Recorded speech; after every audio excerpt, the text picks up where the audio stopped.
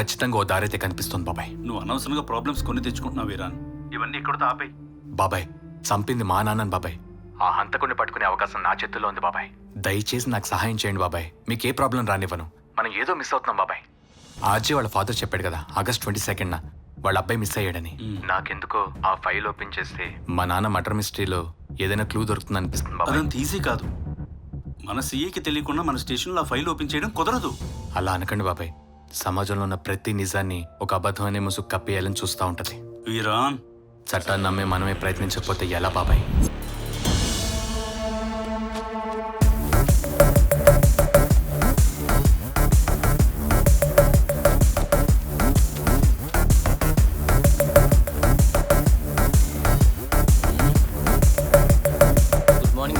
Good morning. పొద్దున్నే CA గారు important పని చెప్పడం వలన సార్ నేను టిఫిన్ తినలేదు. నువ్వు వెళ్ళి తీసుకురా. Okay sir.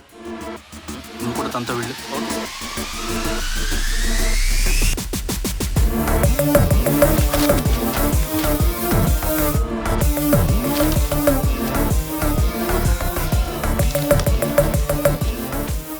అయ్యా, నా పేరు నాగేంద్ర. నేను ఈ సదాశివపేట పరిసర ప్రాంతీయ వాసిని. నా కొడుకు పేరు పురుషోత్తం. నా కొడుకు ఈ మధ్య పెళ్ళయింది.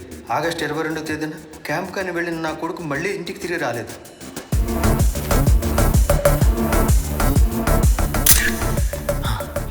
బాబాయ్, ఎఫ్ఐఆర్ లో నార్మల్ రిపోర్ట్ మాత్రమే ఉంది. ఇతర డీటెయిల్స్ ఏమీ లేవు. ఆర్చే వైఫ్ ని తండ్రిని కలిస్తే ఏమైనా క్లూ దొరకచ్చు. ఎరా నారాయణ, ఇంత పొద్దున్నే వచ్చారు. ఇద్దరు కలిసి నా పోస్టుకు స్కెచ్ చేయడం లేదు కదా? లేదు సార్, అది రైటర్ గారు మార్నింగే వచ్చి ఫైల్స్ అన్ని సెట్ చేయమన్నారు. అందుకే వచ్చాను సార్. సార్, ఇంట్లో అమ్మని హాస్పిటల్ తీసుకెళ్ళాలి సార్. ఒకరోజు లీవ్ కావాలి. పొద్దునేది పీకడానికి వచ్చాడుగా, ముందు తెలీదా? గుండుది పా. రేయ్, ఈ ఒక్కసారి ఇస్తున్నా. చూడు బాబు, నువ్వు అడగడం, వాడు లీవ్ ఇవ్వడం నిజంగా నాకు షాక్. మరొక్కసారి చెప్తున్నాను, ప్రమాదాన్ని కొని తెచ్చుకుంటున్నావు. జాగ్రత్త.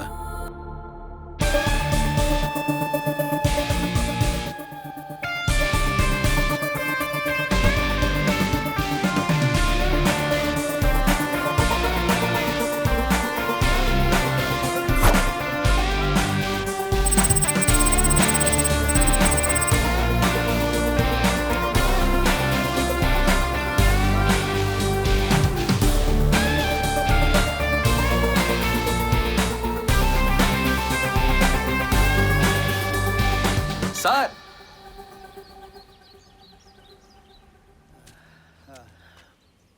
నమస్కారం సార్.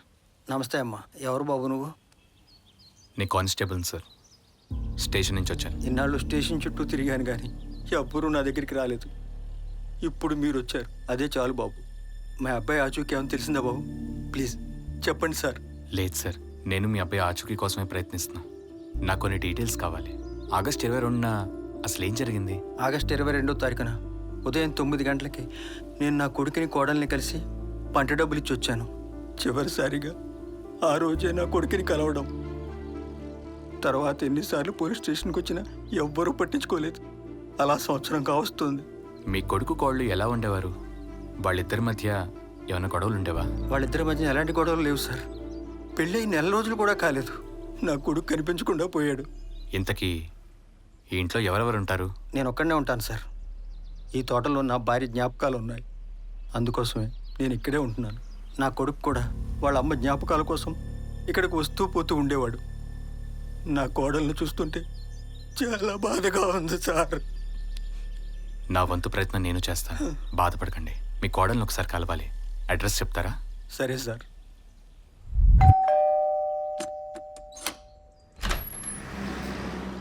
ఆర్జే పురుషోత్తం గారి ఇల్లుదేనా? అవునయ్యా.